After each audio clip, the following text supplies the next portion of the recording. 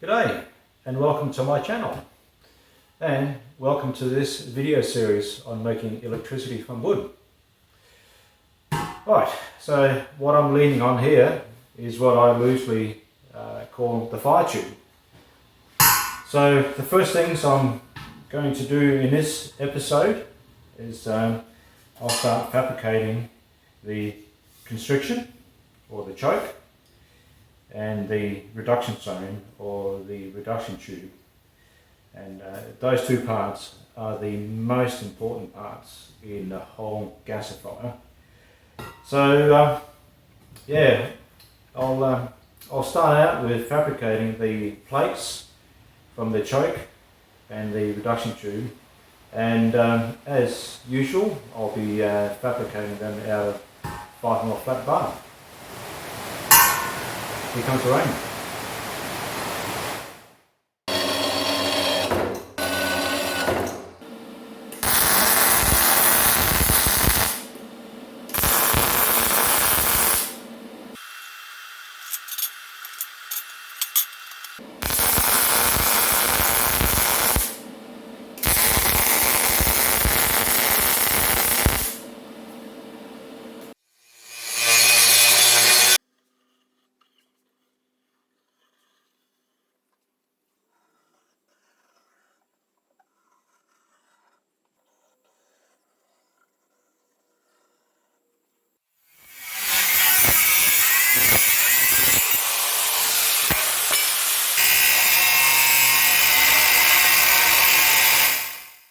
Yeah, so I made a start on cutting this internal radius with my angle grinder about halfway through, and it started getting a bit messy, especially here. That's a bit messy, but it's not too bad. I'll finish it off with the jigsaw now.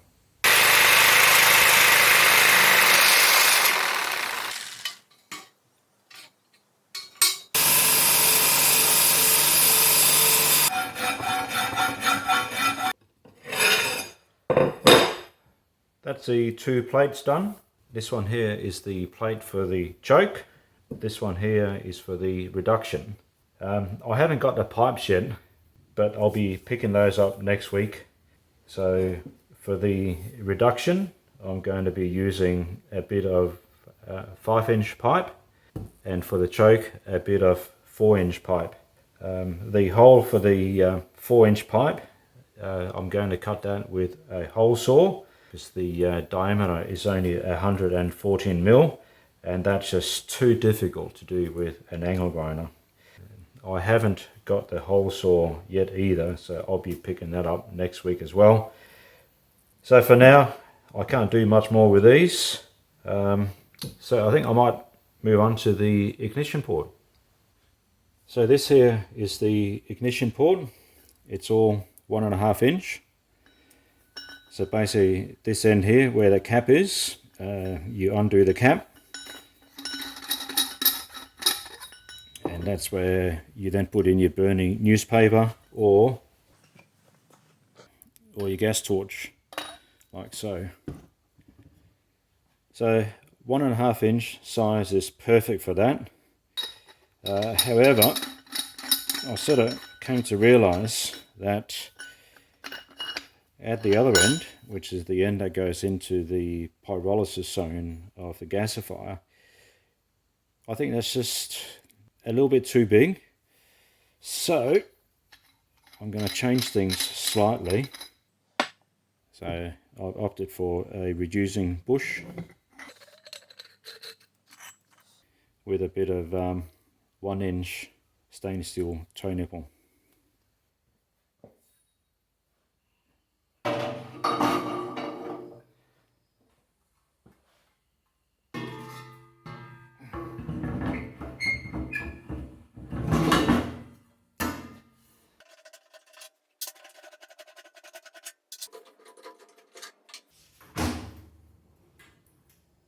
So just to center this pipe a little bit more, I'm just gonna whack a nail in here, like so. There we go, that's a bit better. So there you go, that's what it looks like. That's the bottom of the fire tube there. you can see the ignition port coming in there. So now I've just got to grab a pen and mark it. Bit rough around the edges, but I think that's pretty close. That's got to be it.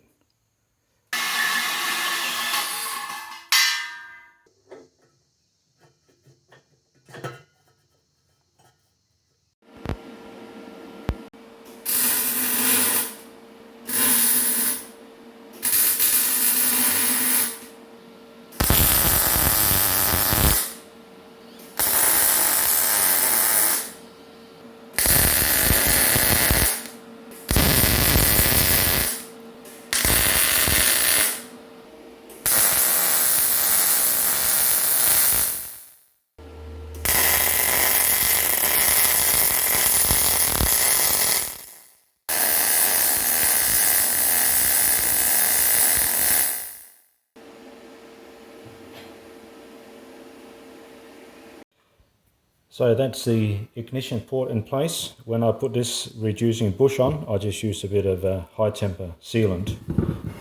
So if you get a side on view, that's how that looks. And basically to that, I'll be attaching this barrel union. And this is how it looks like at the other end. So this is all painted now.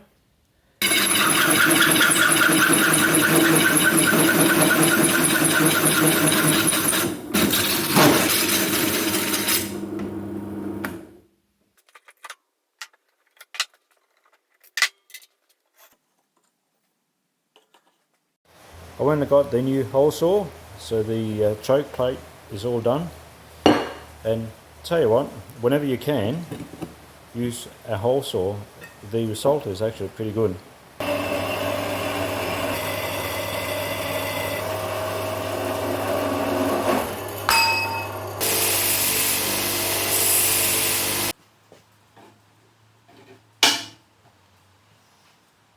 There we go, that's the choke. This is just a bit of 100mm pipe, or 4-inch, heavy duty, so it's roughly, I think, about 5mm wall thickness. The original plan was to have used stainless steel here, but sometimes it can be quite difficult getting hold of stainless steel in cut lengths, whereas mild steel or black steel pipe, most places are more than happy to sell you just a metre of it. We'll see how we go. I think mild steel should be okay.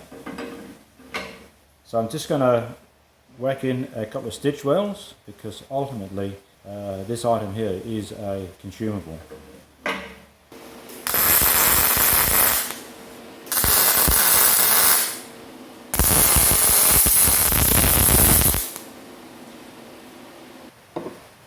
The choke is all finished now. So it's time to move on to the reduction tube. Sorry about the background noise. It has been raining non-stop for several days now. In the last 24 hours we've had over 300mm. So our road is cut and we can't get out.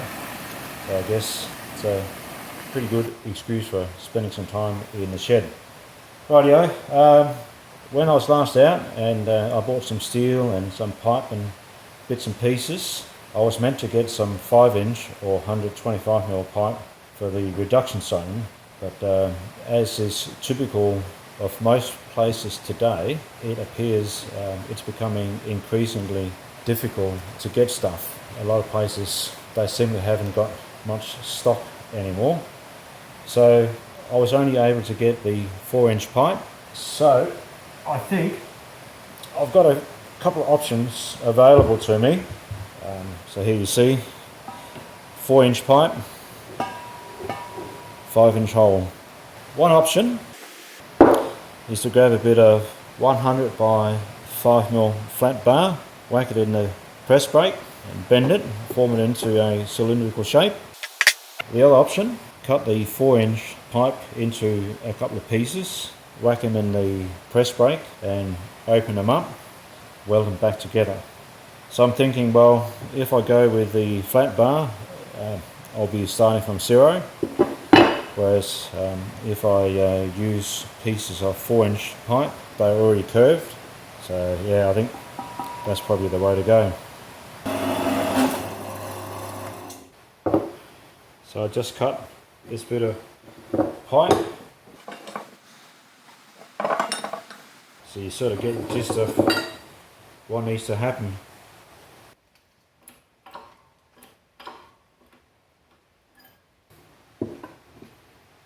Not bad. This might actually work. I'll keep going.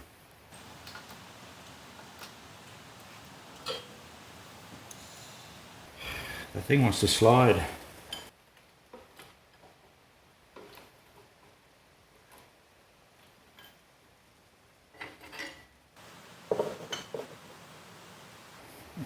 Let's say that's got to be in. You beauty. Right, we'll keep going.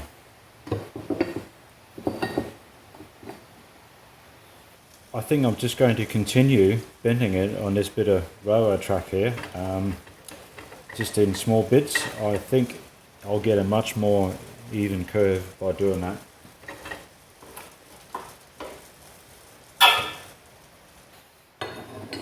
Oh bugger, I went too far.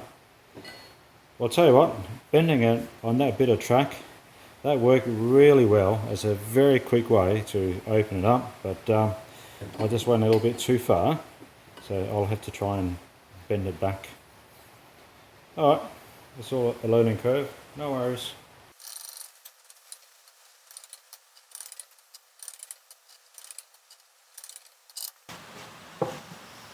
Oh, I reckon that's it. They don't quite align up here, but with a bit of clamping and stuff and jigging around, I reckon that's it. So all I've got left to do, I've just got to flatten out this one.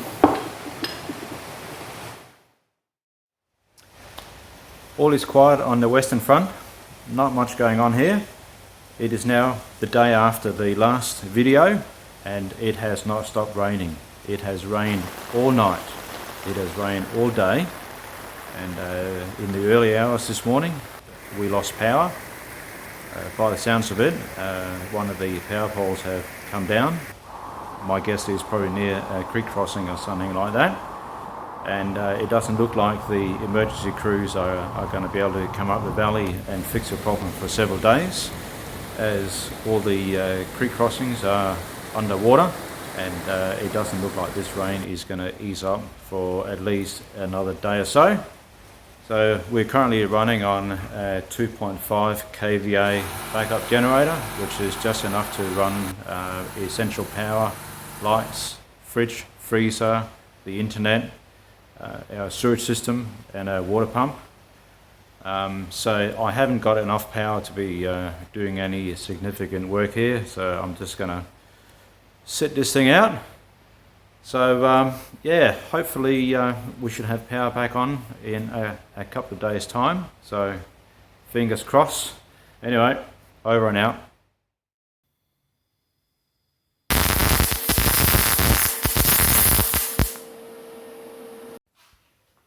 So, power's back.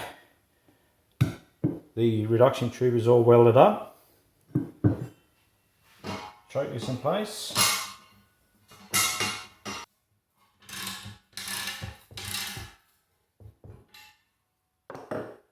So, that's it. The two most important parts are in. It's actually starting to look like a gasifier.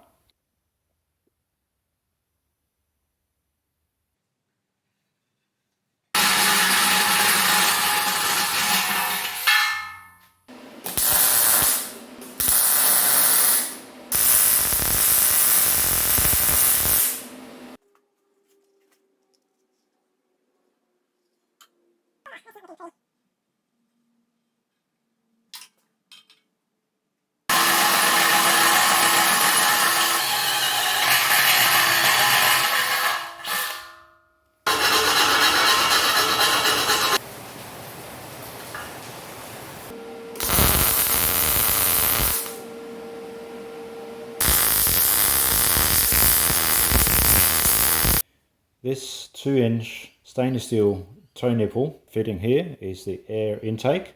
Now it can be configured so it draws the air through the accumulator here for preheated air, but that's for later. Then around this side, this bit of pipe here, that is for the stirrer.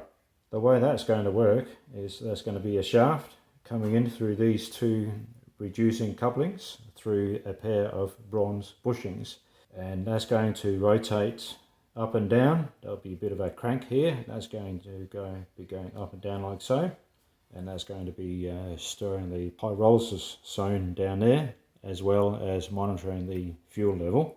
I'm not ready to do that for a little while yet, so for the time being I'm just going to whack in this square plug here. Then for the bottom of the reactor, I've just made a couple of inserts. They're just going to sit down the bottom of the reactor or fire tube, and that's just to shield the firewalls. I'm not sure yet whether it's really necessary. Better safe than sorry. I made them in 2 pieces just so I can get it past this. It's not a perfect fit, but it doesn't need to be. So once it's all in place, I'll just seal the top of that with a bit of high temperature silicone.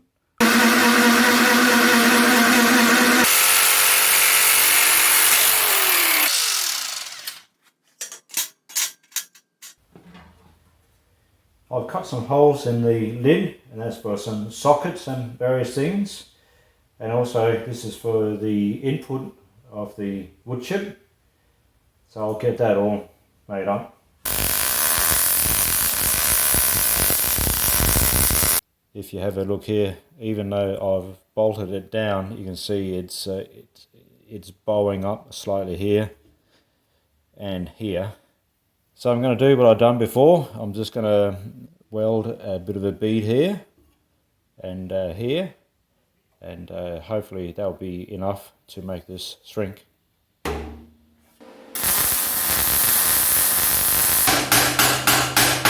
It never ceases to amaze me just how effective that method is. If you have a look here, that bit of bolt that used to be here, that's gone. That was one a bit further around here. That's also gone, just by shrinking this bit here. Most of the bolt here is also gone. Once I grind this, and I will shake this a bit with a hammer, and yeah, it's pretty good. So probably the only thing left to do on the fire tube reactor is I'm just going to shape the bottom of the hearth here like so. I'm probably not going to do it quite as steep as what I got shown on the drawing here. So I'm basically going to fill this in with furnace mortar, something like that. So before I do that, I might just tack weld the bolts in so they don't spin in the mortar. So this is what I'm planning on using. A bit of high temperature mortar, heat resistant up to 1000 degrees. So I think that should do it.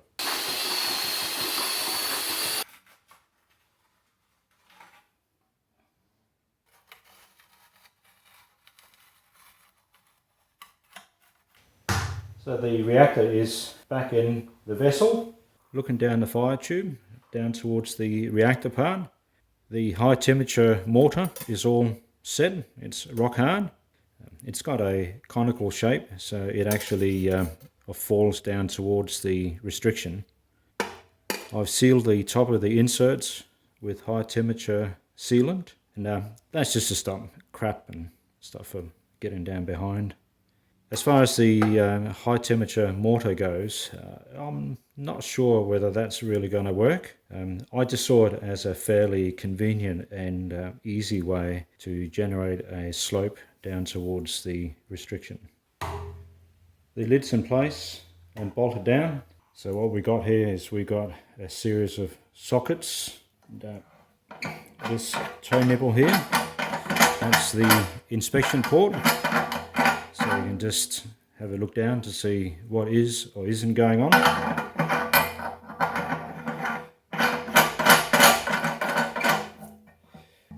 This socket here is for the pyrolysis thermocouple. This socket here is possibly for future sump oil drip. This one here is just a spare for whatever. And then through the hatch there, you can see the reduction tube. Here's a bit of a close-up. And if you have a look up there, that's your ignition port with the barrel union all in place. Rightio, well that's the fire tube and the reactor finished. Next is the grate, which is going to be sitting just below here, but that's the next episode. So I think that'll do for now. I hope you enjoyed this video. Cheers, and thanks for watching. Hope to see you again.